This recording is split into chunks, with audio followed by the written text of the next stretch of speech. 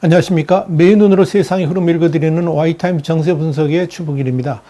지난 6월 이후에 북한의 식량난이 급격하게 악화되고 있는데요. 그러다 보니까 이제 아사자들이 속출을 하고 있습니다. 그러나 그 실상이 외부에 제대로 알려지지 않아서 보는 이들을 안타깝게 만들고 있습니다.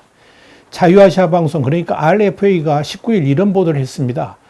최근 원산시에서 주민들이 식량난으로 굶주리는 가운데 아사자까지 발생해서 주민들이 술렁거리고 있다. 이렇게 보도를 한 겁니다. 자유아시아 방송은 이어서 이 원산시는 항구를 통한 관광 개발의 주요 거점이고, 이렇게 이제 관광 개발 거점적으로 선정된 이유로는 일반 지역에 비해서 평균적으로 생활 수준이 안정된 편이었다 그랬습니다. 또 다른 지역에서 주민들이 굶어 죽는 사태가 발생했을 때에도 원산시는 이 생활고로 굶어 죽는 문제에서는 늘 예외적이었다. 이렇게 설명을 했습니다.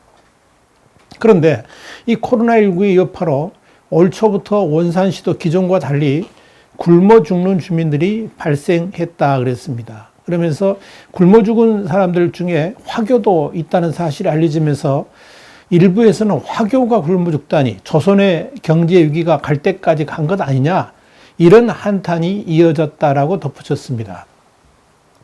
이 자유아시아 방송의 소식통은 원산시에 거주하다가 지난 6월에 아사한 것으로 밝혀진 한 화교는 올 4월에 중국으로 귀국 신청을 해가지고 7월 중순에 귀국할 예정이었습니다만은 이 한 달을 앞두고 굶주림을 버티지 못하고 사망한 것이다. 이렇게 지적을 한 겁니다. 자유아시아 방송은 이어서 이 화교들마저 굶어 죽는 초유의 사태가 발생하면서 일부 주민들은 조선의 경제가 어쩌다 이 지경까지 되었나라고 극도의 불안감을 드러내고 있다. 이렇게 강조를 했습니다. 이 북한 전문 매체인 아시아프레스도 지난 5일 코로나보다 배고픔이 더 무섭다 그러면서 1년 전에 주민들이 두려워했던 사태가 현실로 다가오고 있다. 이렇게 보도를 했습니다. 그러면서 가장 먼저 궁지에 몰린 것은 독거노인, 미혼모, 환자가 있는 가정 같은 취약층이라 이렇게 보도를 했습니다. 아시아프레스는 이어서 이미 지난해 여름부터 꼬제비, 그러니까 노숙자가 늘어났다는 보고가 각지에서 올라오고 있고, 버려진 어린아이 그리고 노인이 시장에서 구걸하는 모습이 비일비재했다. 이렇게 전했습니다. 여기에 지난 6월부터 곡물 가격이 급등을 하면서 상황은 더 어려워졌는데, 다가오는 가을거지까지가 1차적 최악의 위기 상황이 될 것 같다. 이렇게 예측을 했습니다. 아시아프레스는 지난 5월에 비해 6월에는 쌀의 가격은 1.7배, 옥수수는 2.4배로 뛰었다라고 전했습니다. 자, 상황이 이렇다 보니까 6월 말부터 노인들이 계속 죽어가고 있다는 보고가 북부 곳곳에서 올라오고 있다. 이렇게 전하고 있습니다. 아시아프레스의 해산시협주자는 못 먹어서 몸이 약해지니까 감기나 설사만으로도 맥없이 죽는다 그랬습니다. 의약품이 중국에서 들어오지 않기 때문에 더 어렵다. 이렇게 보도도 한 겁니다. 이러다가 노인들은 모두 죽어버리겠다고 아우성이라, 이런 소식도 전해왔다고 아시아프레스는 보도하고 있습니다. 아시아프레스는 또 다른 보도에서 해산시의 취재 협력자의 말을 빌어서 당장 먹고 사는 생필품들의 가격이 너무나도 오르다 보니까 이 가격 단속반마저도 당혹스러워 가지고 개입하지 못하는 상황이라 그랬습니다. 그러면서 앞으로 어찌 될지 무섭다. 이렇게 전했습니다. 이렇게 당장 먹고 살기 어려운 상황에서 7월 초부터 중국에서 식량이 들어온다 그러면서 지원이 필요한 세대에게 신청을 받아서 등록을 시작했다. 그렇게 말을 합니다만은 7월도 이제 하순이 다 돼가지 않습니까? 지금 이 시점까지도 이 중국으로부터의 식량 지원은 이루어지지 않고 있는 것으로 확인되고 있습니다. 아시아프레스는 또 다른 보도에서 북한은 지금 탄식과 고함이 난무해서 아비규환이라고 해도 좋다 그랬습니다. 그러면서 지금 일어나는 혼란은 그 누구도 대처와 방어법을 모르고 앞으로의 전개도 불투명한 상태다. 이렇게 전했습니다. 자, 이 북한 내부에서 이렇게 아사자까지 발생을 하니까 당국은 7월 10일부터 13일까지 옥수수를 1인당 1일 750g씩 계산해 가지고 5일에서 7일분을 지급한 것으로 확인됐습니다. 또 부양 가족분으로는 1인당 450g이 지급된 것으로 보입니다. 이건 제도상의 국가 배급이 아니고 무상 임시 배포 성격을 띈 것으로 판단됩니다. 북한에서 일반 주민을 대상으로 하는 값싼 국가 식량 배급 제도는 현재 평양을 제외하고는 붕괴되어 있기 때문에 그런 겁니다. 이런 일시 지원도 김정은이 6월 15일 열린 노동당 중앙위원회 전원회의에서 그렇게 말했었죠. 지난해 태풍 피해로 알곡 생산 계획에 미달한 것을 하여 현재 인민들의 식량 형편이 긴장해지고 있다. 그러니까 어려워지고 있다. 그러면서 이 식량 위기를 인정한 바 있었습니다. 그러면서 이 인민에게 안정된 생활을 보장하겠다는 특별 명령서를 발령한 바 있었죠. 근데 이번 식량 공급은 그에 따른 조치로 보입니다. 6월 말에도 옥수수가 소량 지급된 것으로 확인됐습니다. 그러나 김정은이 이 군부대에 지시했던 2호 창고, 그러니까 전시용 비축미의 백미는 아니고요.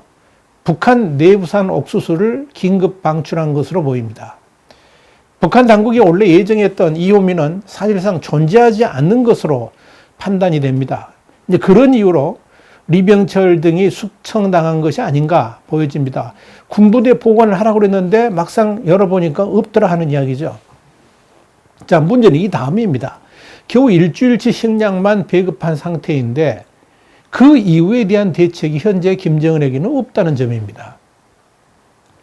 아시아프레스의 무상군 협력자는 여기에 대해서 인민반을 통해서 국가가 운영하는 식량 판매소에서 시장보다 조금 싼 가격으로 통일해서 팔겠다고 통보를 했는데 국가가 가진 재고가 많지 않아서 판매량도 부족하고 또 질도 떨어져서 모두 시장에서 살 것이라 이렇게 말했다는 겁니다.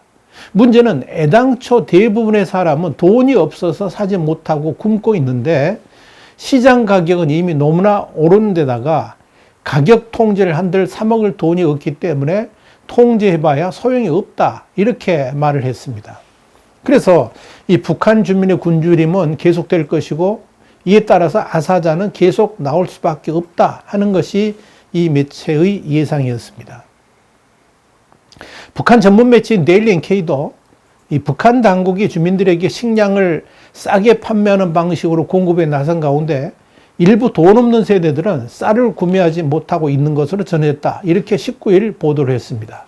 이렇게 식량을 살 엄두를 아예 내지 못하는 가구가 회령시 경우에는 10세대 중에서 2에서 4세대 정도, 이 정도 된다는 거죠. 그러니까 20에서 한 40% 정도가 식량 살 돈이 없다 하는 이야기죠. 데일리 NK 소식통은 코로나 사태로 시장 활동이 제한되기도 했고 특히 2년 가까운 밀무역 차단이 큰 영향을 미쳤다 그랬습니다. 그러면서 국경 봉쇄로 돈이 돌질 않으니까, 유통이 되질 않으니까 하루 벌어서 하루를 사는 주민들은 무슨 돈이 있어가지고 이 식량을 구매할 수 있겠느냐 이렇게 말을 했다는 겁니다. 그러면서 그는 이 당국의 조치로 누군 가격, 그러니까 싼 가격의 쌀이 판매되고 있지만 실제 돈이 없어 쌀을 구입하지 못하는 세대들이 생각보다 많다 그랬습니다. 문제는 북한 당국이 이렇게 먹을 식량조차 못 구하는 주민들을 위한 대책이 전무하다는 점입니다. 소식통은 위에서는 돈이 없어 쌀을 못 사는 세대들을 서로 도와줘서 당의 배려를 받을 수 있도록 하라. 뭐 이런 말만 하고 있다 그러면서 시장보다 늦게, 그러니까 싸게 판매해 주는데도 식량을 구매하지 못하면 우리도 어쩔 수 없다. 당국도 어쩔 수 없다. 이런 말을 하고 있더라는 이야기입니다. 자, 여러분, 이런 상황에서 김정은의 고민은 더욱 깊어만 갑니다. 북한 주민의 먹고 사는 문제를 해결하려고 그러면 당장 국경 봉쇄부터 풀어야 되는데 이 코로나 팬데믹이 언제 북한을 덮칠지 모른다는 불안감 때문에 쉽게 결단을 내리지 못하고 있는 것으로 보입니다. 우선적으로 이 델타 변이의 두려움이 김정은을 감싸고 있습니다. 김정은의 북한은 지금까지 북한 내부에 코로나 확진 환자가 없다고 주장하고 있는 상황인데요. 만약에 델타 변이가 국경을 통해서 들어온다 그러면 북한의 위기는 그야말로 파국으로 치달을 수도 있을 겁니다. 또 하나, 북한의 기근으로 인해 가지고 북한을 탈출하는 주민들의 움직임도 막아야만 됩니다. 그래서 사실상의 주민 이동 자체를 금지하는 봉쇄 전략을 쓰고 있는데 이런 조치가 북한 주민들의 식량난을 부추기는 또 다른 요인이 되고 있다는 점이 그야말로 고민 중의 고민입니다. 존 에버라드 전 평양주재 영국 대사는 20일 지난달 블라디보스톡 그리고 우스루이스크에선 변이 바이러스 확산에 대비하기 위한 병원이 설립됐다 그랬습니다. 그러면서 이런 러시아의 조치는 이미 그 지역에 델타 변이가 퍼지고 있다는 증거로 봤습니다. 자, 그렇다면 이 델타 변이에 인접한 이 중국 영토 안으로의 확산은 시간 문제다, 이렇게 판단하는 겁니다. 자, 그렇다면 국경이 맞닿아 있는 북한 또한 아주 위험한 상황이 될 수도 있을 겁니다. 자, 그렇다고 김정은이 코로나 백신을 준비할 여건도 전혀 안 돼 있는 것으로 보입니다. 사실상 러시아는 북한의 백신 제공 의사를 밝혔습니다만 북한이 이걸 수용하지 않고 있습니다. 북한은 또 코백스, 그러니까 백신 공동 구매 배분을 위한 이 국제 프로젝트가 있는데 이 코백스와의 협상도 몇 달째 지연시키고 있는 상황입니다. 받을 생각이 없다는 거죠. 왜 그러느냐? 아마도 이 북한 의료 상황 자체가 백신이 들어온다 한들 그 백신을 처리할 능력이 없어서 그런 것이 아닌가 보여집니다.